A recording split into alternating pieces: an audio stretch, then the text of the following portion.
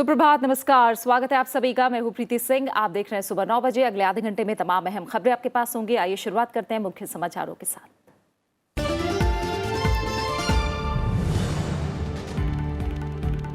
S-400 air defence system से जुड़े करार को अंतिम रूप देने की तैयारी। रूसी राष्ट्रपति व्लादिमीर पुतिन 2 दिनों की भारत यात्रा पर आज शाम पहुंचेंगे दिल्ली। 19वें भारत रूस शिखर सम्मेलन के दौरान राष्ट्रपति पुतिन और प्रधानमंत्री नरेंद्र मोदी के बीच द्विपक्षीय रक्षा सहयोग समेत कई क्षेत्रीय और अंतर्राष्ट्रीय मुद्दों पर होगी चर्चा।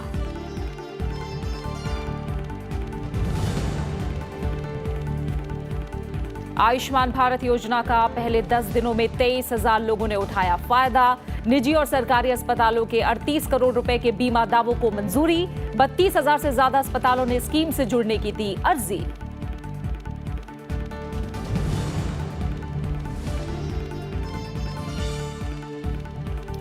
पहली बार गैर कानूनी तरीके से रह रहे 7 रोहिंग्याओं को आज भेजा जाएगा म्यांमार। हिरासत में लिए जाने के बाद 2012 से असम के सिलचर की जेल में थे कैद। म्यांमार के राजनयिकों ने की पहचान की पुष्टि।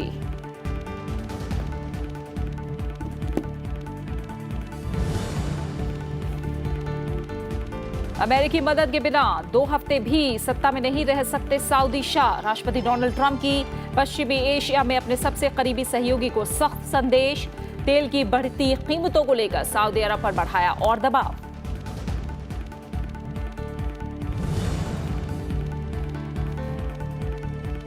और भारत और वेस्टइंडीज के बीच 2 मैचों की टेस्ट सीरीज का पहला मैच आज से। राजकोट में अब से कुछ देर बाद दोनों टीमों होंगी आमने सामने। अंडर 19 एशिया कप के पहले सेमीफाइनल में आज भारत बांग्लादेश के बीच होगी भिड़ंत।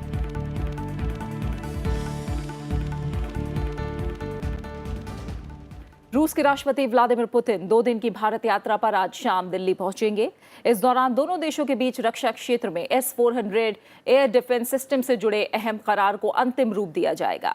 भारत और रूस एक दूसरे के प्रिविलेज्ड स्ट्रैटेजिक पार्टनर हैं। इस बैठक में अंतर्राष्ट्रीय हालात, खासकर अमेरिकी राष्ट्रपति डोनाल्ड ट्रंप के प्रतिबंध की राजनीति और आतंकवाद पर भी गहन चर्चा होने की उम्मीद है। प्रधानमंत्री नरेंद्र मोदी के साथ वार्षिक शिखर वार्ता में शरीक होने के लिए रूस के राष्ट्रपति व्लादिमीर पुतिन गुरुवार शाम दिल्ली आएंगे। उनकी भारत यात्रा के दौरान भारत और रूस के बीच S-400 ट्रायम्फ मिसाइल सिस्टम से जुड़े अहम रक्षा समझौते पर हस्ताक्षर होंगे। S-400 air defence system Bharat की रक्षा क्षमता को कई गुना बढ़ा देगा। There is actually no equivalent to the S-400. The Americans never produced anything like this because they never needed it. Their air defense systems are completely different. I'm not an expert to say which is better, which is worse, but given the necessities that we were facing, this was the optimal choice we had. I'm sure the US has systems which are better and some that are worse, but given the context in which we are, we have found the optimal solution for our security needs. रूस के राष्ट्रपति Vladimir Putin 4 अक्टूबर को 2 दिनों की यात्रा पर दिल्ली पहुंचेंगे और 5 अक्टूबर को प्रधानमंत्री नरेंद्र मोदी के साथ शिखर वार्ता में शामिल होंगे। इससे पहले दोनों देशों के शीर्ष नेताओं के बीच अनौपचारिक मुलाकात भी होगी। इस दौरान अमेरिका, चीन और अफगानिस्तान से जुड़े मसलों पर चर्चा होगी। There might be agreements. I think I would anticipate agreements on, apart from nuclear energy, I would anticipate agreements on space cooperation. I would think that there may be some agreement on boosting trade to $30-40 billion because right now it's only $10 billion and it's very low. So in general, these are the, I would anticipate these agreements. शिखर वार्ता के बाद दोनों देशों के बीच लड़ाकू helicopter Kamov की खरीद और रक्षा क्षेत्र में संयुक्त उत्पादन से जुड़े समझौतों पर भी हस्ताक्षर होने की संभावना है। इसके अलावा भारत और रूस के बीच व्यापार से जुड़े कई अहम करार भी होंगे, जिनका मकसद रक्षा और परमाणु ऊर्जा क्षेत्र के अलावा अन्य क्षेत्रों में आपसी रिश्तों का विस्तार करना है। पाकिस्तान के मामले में रूस की जो थोड़ी बहुत गर्माहट दिखती है, उससे हमें ज़्यादा परेशान होने की ज़रूरत नहीं है, क्योंकि उसका उद्देश्य खास तौर पे अफगानिस्तान में शांति और अस्थायित्व की रचना करना है और मध्य एशिया में रसिया के प्रवेश को और ज़्यादा सुनिश्चित करना है और इससे हमारे हित कहीं भी रूस से टकराते नहीं हैं। हम देख रहे हैं कि इधर के दिनों में भारत और रूस के संबंधों में एक नई ऊर्जा आई है जो दोनों देशों के हित में है। राज्यसभा टेलीविज़न के लिए कैमरा पर्सन जुनैद के साथ दिल्ली से अखिलेश सुमन। केंद्र सरकार की महत्वाकांक्षी आयुष्मान भारत योजना लोगों में काफी लोकप्रिय हो रही है। योजना के शुरू होने के 10 दिन के भीतर करीब 23,000 मरीजों ने इस योजना का फायदा उठाया। सरकार ने पहले 10 दिन में 38.1 करोड़ रुपए के प्राइवेट और सरकारी हॉस्पिटल के दावों को मंजूर किया है। 2 अक्टूबर तक 45 करोड़ रुपए के 23,299 इंश्योरेंस क्लेम फाइल किए गए। इनमें से 23,287 को मंजूरी दे दी गई। अभी तक 32,814 हॉस्पिटल ने स्कीम से जुड़ने के लिए अर्जी दी है। इसमें से 13,865 योजना से लिंक हो चुके हैं। इस योजना के तहत करीब परिवारों को 5 लाख रुपए का हेल्थ इंश्योरेंस दिया जा रहा है। इसका फायदा देश के 10 करोड़ परिवारों को मिलेगा। इसमें उम्र की कोई सीमा नहीं है। साथ ही पैकेज रेट पर हॉस्पिटल को भुगतान होगा। केंद्र सरकार ने किसानों को बड़ी सौगात दी है। प्रधानमंत्री नरेंद्र मोदी की अध्यक्षता में कल हुई केंद्रीय मंत्रिमंडल की बैठक में रबी की फसलों का न्यूनतम समर्थन मूल्य बढ़ाने का फैसला किया गया। 2018-19 के लिए गेहूं के एमएसपी में 105 रुपए का इजाफा किया गया है, जो अब बढ़कर 1,840 रुपए प्रति क्विंटल होगा। अब चना 4,620 रुपए प्रति क्विंटल, मसूर 4,475 रुपए प्रति क्विंटल, सरसों 4,200 रुपए प्रति क्विंटल होगा और सूरजमुखी का एमएसपी 845 रुपए बढ़ाकर 4,945 रुपए करने का फैसला किया गया है। इससे किसानों को 62,000 करोड़ रुपए से ज्यादा की आय होगी। सरकार ने commission for agriculture cost and price की सिफारिश पर अमल करते हुए ये फैसला लिया है। गेहूं पर 105 रुपये, जौ पर 30 रुपये, चना पर 220 रुपये, मसूर पर 225 रुपये, तोरिया एवं सरसों पर 200 रुपये और कुसुम पर 845 रुपये की वृद्धि की गई है। इसके अलावा बैठक में कई अहम फैसलों को मंजूरी दी गई। इसमें मध्य प्रदेश में नेपानगर में बंद कागज कारखानों को फिर शुरू करने के लिए पैकेज को मंजूरी दी गई है। इसके साथ ही भोपाल और इंदौर के लिए मेट्रो रेल परियोजना को मंजूरी दी गई। भोपाल में मेट्रो लाइन करीब 28 किलोमीटर की होगी। इसमें 6,941 करोड़ से ज्यादा की राशि खर्च होगी और 4 साल में पूरी होगी। वहीं इंदौर में करीब 31.5 किलोमीटर लंबी मेट्रो लाइन के निर्माण में 7,580 करोड़ रुपए खर्च होंगे। हमने आज वहां के मजदूरों के हित में और आदिवासी इलाके के विकास के हित में इसके रिवाइवल और मिल डेवलपमेंट के लिए एक कॉम्प्रिहेंसिव पैकेज का फैसला किया है। ये जो नेपा मिल है, ये बुरहानपुर इलाके में है, ये ट्राइबल एरिया। तो इसमें 469.41 करोड़ का हम पैकेज देंगे। उपराष्ट्रपति एम वेंकैया नायडू ने रबी फसलों का न्यूनतम समर्थन मूल्य बढ़ाने के फैसले का स्वागत किया है। उन्होंने ट्वीट किया कि किसानों के हित में लिए गए इस फैसले से किसानों की आमदनी बढ़ाने में निश्चित तौर पर बड़ी मदद मिलेगी। उन्होंने ये भी कहा कि अभी किसानों की दशा सुधारने के लिए बहुत कुछ किए जाने की जरूरत है।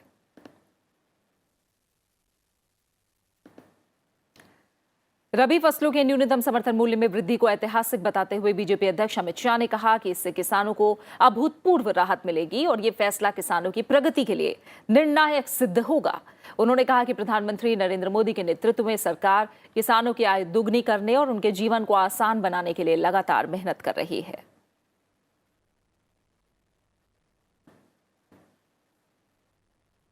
असम में अवैध रूप से रह रहे 7 रोहिंग्या घुसपैठियों को आज उनके देश म्यांमार वापस भेजा जाएगा। ऐसा पहली बार हो रहा है कि रोहिंग्या को म्यांमार भेजा जा रहा है। 7 रोहिंग्या घुसपैठियों को मणिपुर में मोरे सीमा पोस्ट पर म्यांमार प्रशासन को सौंपा जाएगा। इन लोगों को म्यांमार के राजनयिकों का काउंसलर एक्सेस दिया गया था। इसके जरिए इन लोगों की सही पहचान की पुष्टि हुई। इन म्यांमार के नागरिक होने की पुष्टि तब हुई जब सरकार को पड़ोसी देश से उनके रखाइन राज्य का सत्यापित पता मिला। अवैध घुसपैठिए गिरफ्तारी के बाद 2012 से असम के सिलचर जिले में एक बंदी गृह में रह रहे थे। जासूसी के आरोपों में पाकिस्तान की जेल में कैद भारतीय नागरिक कुलभूषण जाधव की अंतर्राष्ट्रीय अदालत में 18 फरवरी से सुनवाई होगी। ये सुनवाई द हेग में 18 फरवरी से 21 फरवरी 2019 को होगी। पाकिस्तान की सैन्य अदालत ने कुलभूषण जाधव को कथित तौर पर जासूसी के आरोप में पिछले साल अप्रैल में फांसी की सजा सुनाई थी। हालांकि भारत की तरफ से अंतर्राष्ट्रीय स्तर पर इस मामले को उठाने के बाद पाकिस्तान ने उनकी फांसी पर रोक लगा रखी है। देश के मुख्य न्यायाधीश जस्टिस रंजन गोगोई ने मामलों के अविलंब उल्लेख और सुनवाई के लिए मानदंड तय करने की बात कही है। भारत के मुख्य न्यायाधीश का पदभार संभालने के बाद सुप्रीम कोर्ट बार एसोसिएशन की ओर से आयोजित सम्मान समारोह में चीफ जस्टिस रंजन गोगोई ने कहा कि इसका मकसद केस की फाइलिंग और लिस्टिंग का समय बचाना है। सुप्रीम कोर्ट के चीफ जस्टिस रंजन गोगोई ने निचली अदालतों में खाली पड़े पदों को भरने के साथ न्यायपालिका की गरिमा को बनाए रखने पर जोर दिया। इससे पहले सुप्रीम कोर्ट का रोस्टर जारी किया गया। इसके मुताबिक जनहित याचिकाओं की सुनवाई वो खुद और दूसरे सबसे सीनियर जज जस्टिस मदन बी लोकुर की अध्यक्षता वाली बेंच करेगी। Me and my colleagues are trying to evolve a system which can produce better results. We are working on it. We started working on it quite some time back. And maybe in a couple of days we'll have it. We are trying to reduce the time between filing of cases and the listing of cases on board. Bahujan Samaj party ने महागठबंधन की कोशिशों को करारा झटका दिया है। Party प्रमुख मायावती ने ऐलान किया है कि मध्य प्रदेश और राजस्थान में बीएसपी अपने दम पर चुनाव लड़ेगी और अगर जरूरत महसूस की गई तो क्षेत्रीय दलों के साथ तालमेल बनाया जा सकता है। मायावती ने दोनों राज्यों में होने वाले विधानसभा चुनाव में कांग्रेस से किसी भी तरह का गठबंधन करने से इनकार कर दिया।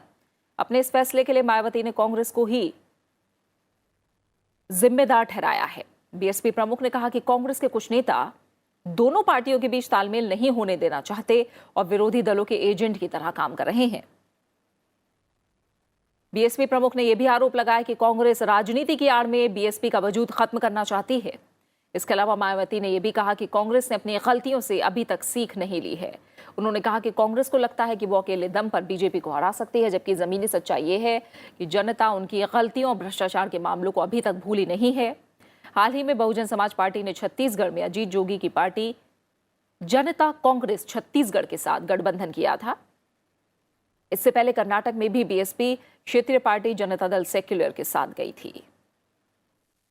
कुछ ऐसे निजी स्वार्थी नेता हैं जो केंद्र में बीजेपी की सरकार की सीबीआई व ईडी आदि की जांच एजेंसियों के डर से घबराकर वे कुछ राज्यों में होने वाले आम चुनाव में व इसके बाद देश में होने वाले लोकसभा आम चुनाव में भी किसी भी कीमत पर कांग्रेस व बीएसपी का चुनावी समझौता नहीं होने देना चाहते हैं। मायावती की प्रेस कॉन्फ्रेंस के बाद कांग्रेस ने भी जवाब दिया है। कांग्रेस प्रवक्ता रणदीप सुरजेवाला ने पार्टी मुख्यालय में मीडिया को संबोधित किया।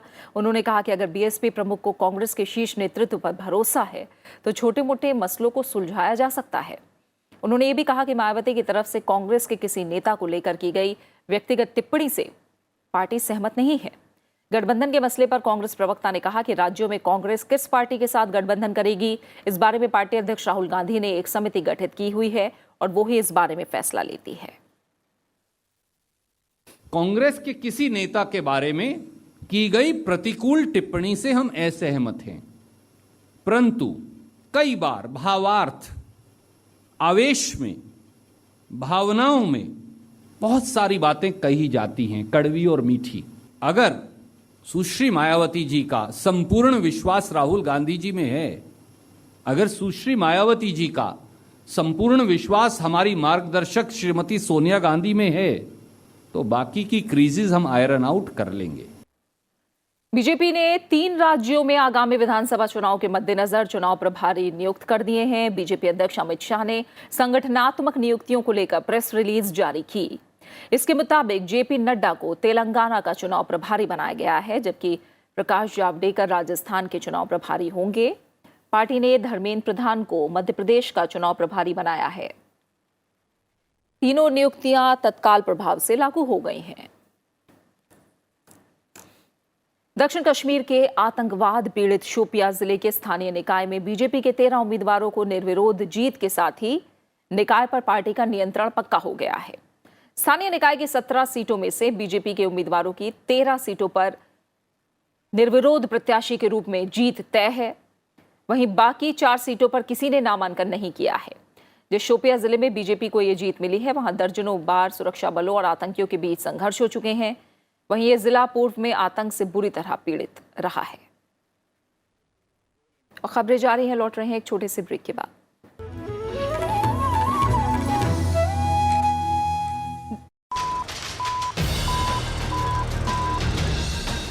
एक अटूट बंधन, एक अटूट सिलसिला। पढ़ेगा नहीं तो क्या करेगा, जिंदगी में क्या करेगा?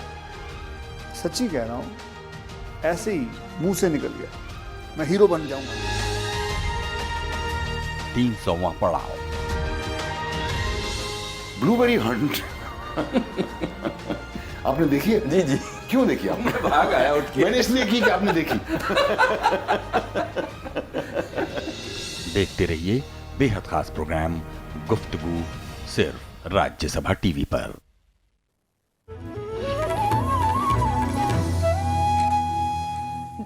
संयुक्त राष्ट्र महासचिव एंटोनियो गुतेरेस ने कहा है कि जलवायु परिवर्तन की चुनौतियों से निपटने में भारत के उपायों से दुनिया को प्रेरणा लेनी चाहिए।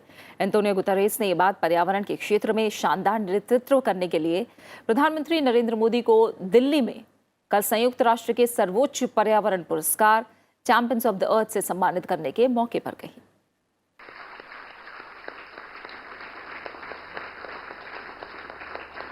प्रधानमंत्री नरेंद्र मोदी को संयुक्त राष्ट्र का ये सर्वोच्च पर्यावरण पुरस्कार पर्यावरण के क्षेत्र में शानदार नेतृत्व करने के लिए मिला है। संयुक्त राष्ट्र महासचिव एंटोनियो गुटेरेस ने दिल्ली के प्रवासी भारतीय केंद्र में बुधवार को हुए एक विशेष समारोह में प्रधानमंत्री मोदी को चैंपियंस ऑफ अर्थ से सम्मानित किया। प्रधानमंत्री नरेंद्र मोदी ने इसे पर्यावरण की सुरक्षा के लिए देश की 125 करोड़ लोगों की प्रतिबद्धता का सम्मान बताया, जो सदियों से प्रकृति का सम्मान और संरक्षण की परंपरा से जुड़े हुए हैं। Champions of the earth award Bharat की उस नित्य नूतन चीज पुरातन परंपरा का सम्मान है, जिसने प्रकृति में परमात्मा को देखा है, जिसने सृष्टि के मूल में पंच तत्व पृथ्वी, आकाश, अग्नि, जल, वायु, उसके अधिष्ठान का आह्वान किया है। प्रधानमंत्री ने कहा कि जलवायु और आपदा का सीधा रिश्ता है और जलवायु परिवर्तन की चुनौती से पर्यावरण के साथ न्याय के बिना नहीं निपटा जा सकता। सूखे और बाढ़ की गंभीरता साल दर साल बढ़ रही है और इसमें सबसे ज्यादा परेशान वही हो रहा है जिसके पास सीमित संसाधन है, जो गरीब है। लिहाजा इस बहुत बड़ी आबादी को पर्यावरण पर, प्रकृति पर अतिरिक्त दबाव डाले बिना विकास के अवसरों से जोड़ने के लिए सहारे की आवश्यकता है, हाथ थामने की जरूरत है। संयुक्त राष्ट्र महासचिव ने कहा कि यह पुरस्कार प्रधानमंत्री नरेंद्र मोदी को स्टेट्समैन के रूप में मान्यता देता है, जो सही मायने में उनकी नेतृत्व क्षमता का परिचायक है। We recognize a statesman who embodies the true meaning of leadership. Prime Minister Modi recognizes that climate change poses a direct existential threat to us all. Prime Minister Modi knows that we need to do what we need to do to avert catastrophe. And Prime Minister Modi understands the enormous benefits of climate action. Many other leaders also recognize, also know, and also understand. The difference is that Prime Minister Modi not only recognizes, knows, and understands, but that he acts with enormous energy to make things change. प्रधानमंत्री नरेंद्र मोदी को अंतर्राष्ट्रीय सौर गठबंधन का शानदार नेतृत्व करने और 2022 तक एक बार उपयोग वाले सभी तरह के प्लास्टिक को भारत से हटाने के संकल्प के कारण नेतृत्व श्रेणी में यह सम्मान दिया गया है।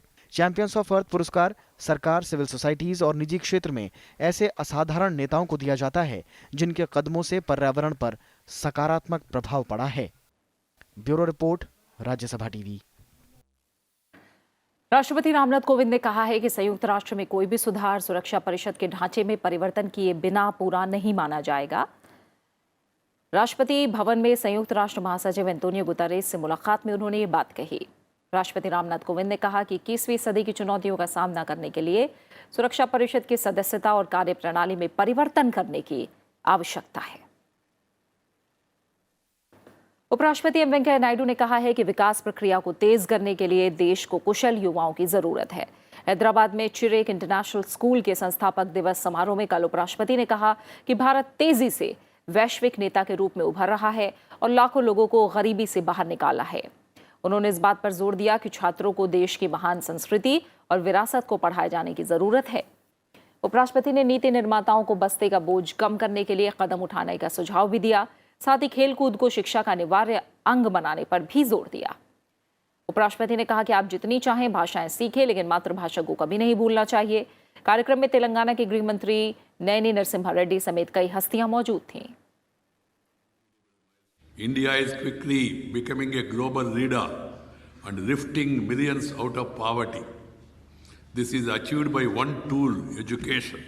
Educational institutions in the country should take an active lead in resetting the educational landscape to make it more relevant and contemporary.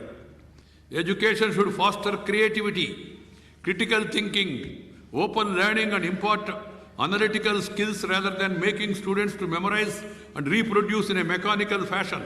The rote method of learning is determined to overall personality development of the child as it virtually stunts intellectual growth.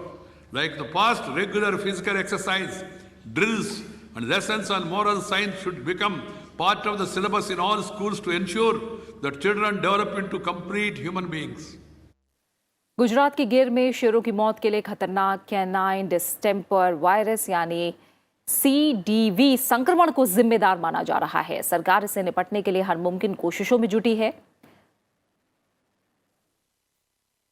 पिछले कुछ दिनों में हुई शेरों की मौत को लेकर सुप्रीम कोर्ट ने भी चिंता जताई है। गिर अभ्यारण्य में पिछले महीने 12 सितंबर को शेरों की मौत का सिलसिला शुरू हुआ था और बीते 21 दिनों में 23 शेरों की मौत दर्ज की गई।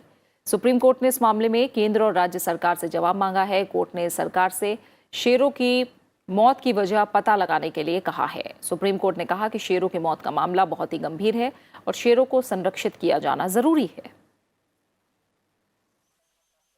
आरएसएस प्रमुख मोहन भागवत ने नई पीढ़ी को पंडित मदन मोहन मालवीय के विचारों का अनुकरण करने पर जोर दिया है। उन्होंने स्वतंत्रता सेनानी और बनारस हिंदू विश्वविद्यालय के संस्थापक पंडित मदन मोहन मालवीय के जीवन पर आधारित एक किताब के विमोचन के मौके पर कल ये बात कही। मोहन भागवत ने कहा कि संघ के कार्यों में मालवीय जी का दृष्टिकोण समाहित है। विमोचन के मौके पर कई जाने माने लोग मौजूद थे। महामना मदन मोहन मालवीय पर किताब डॉक्टर बाल मुकुंद ने लिखी है, जिसको राष्ट्रीय पुस्तक न्यास ने प्रकाशित किया है। मालवीय जी का जीवन देखेंगे, उनके विचार पढ़ेंगे, इस जीवनी को पढ़ेंगे तो ध्यान में आए कि स्वतंत्रता जब दूर थी, ऐसे काल में भावी भारत का संपूर्ण रेखाचित्र उनके विचारों में, भारत के पहचान की, राष्ट्रीयता की स्पष्ट और बेबाक कल्पना उनके विचारों में। भारत ने इंडोनेशिया के सुलावेसी प्रांत में भूकंप और सुनामी के पीड़ितों की सहायता के लिए ऑपरेशन समुद्र मैत्री शुरू किया है। भारतीय वायुसेना के 2 जहाज C-130J और C-17 चिकित्सा कर्मियों और राहत सामग्री के साथ इंडोनेशिया पहुंच गए हैं, जबकि भारतीय नौसेना के 3 जहाजों INS तिरु, INS सुजाता और INS शार्दुल को मानवीय सहायता और आपदा राहत के लिए भेजा गया है। इस बीच इंडोनेशिया के सुलावेसी में शुक्रवार को आए भूकंप और सुनामी में मरने वालों की तादाद बढ़कर 1400 तक पहुंच गई है। राहत और बचाव के काम में इंडोनेशिया की सेना युद्ध स्तर पर जुटी है।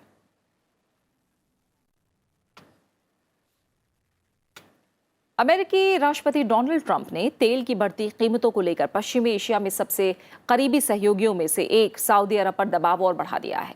राष्ट्रपति ट्रंप ने अपने करीबी सहयोगी सऊदी अरब को कड़ा संदेश देते हुए कहा कि सऊदी अरब के शाह अमेरिकी सैन्य सहयोग के बिना 2 हफ्ते भी पद पर बने नहीं रह सकते। मिसिसिपी में ट्रंप ने अपने बयान में जापान और दक्षिण कोरिया का भी जिक्र किया। सऊदी अरब ने ट्रंप की टिप्पणियों पर फिलहाल कोई प्रतिक्रिया नहीं दी है। कच्चे तेल की कीमतें 4 साल में सर्वोच्च स्तर पर पहुंचने के बीच राष्ट्रपति ट्रंप ने तेल उत्पादक देशों के संगठन ओपेक और सऊदी अरब से बार बार इन दामों को कम करने की मांग की है।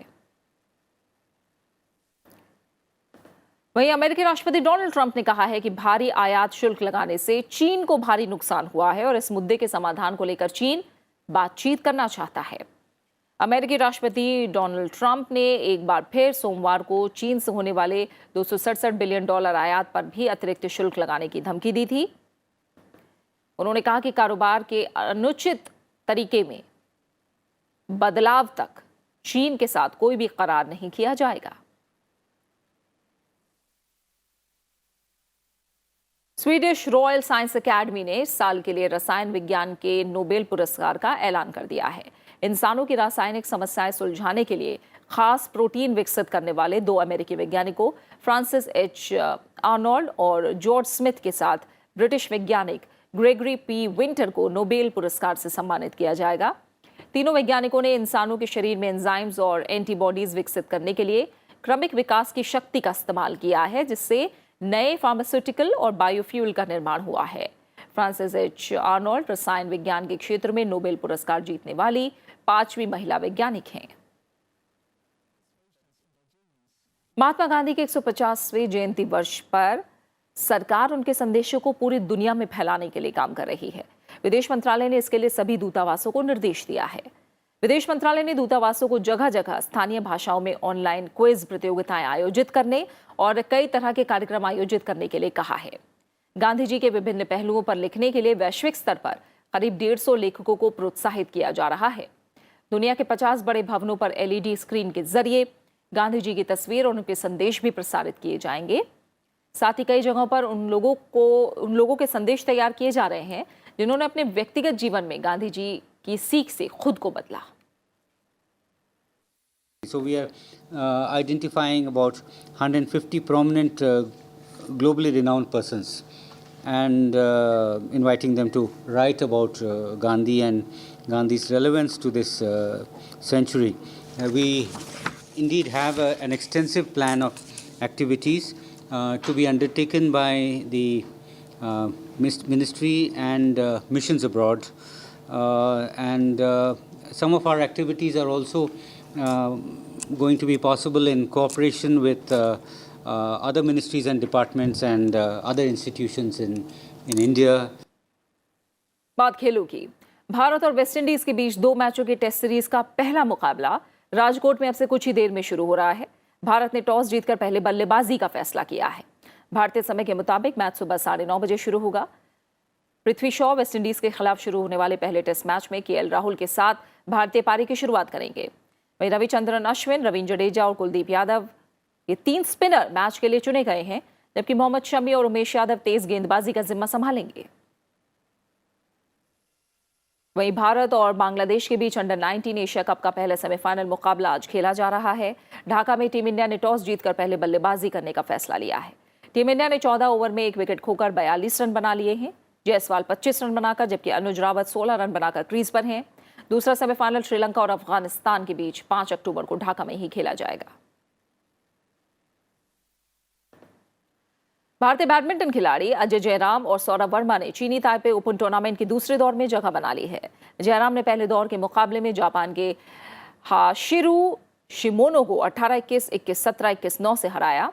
आज जयराम का सामना डेनमार्क के किम ब्रून से होगा। वहीं सौरभ वर्मा ने चीनी ताइपे के ली चाई हाउ को 18-21, 21-16 और 21-13 से हराया। अगले दौर में सौरभ का मुकाबला जापान के खिलाड़ी से होगा। और इसी के साथ फिलहाल सुबह 9 बजे की खबरों में मेरे साथ इतना ही। जाते जाते एक नजर डालिए देश भर में मौसम के हाल पर और ब्रेक के बाद विशेष में देखिए संकट में शेर। नमस्कार।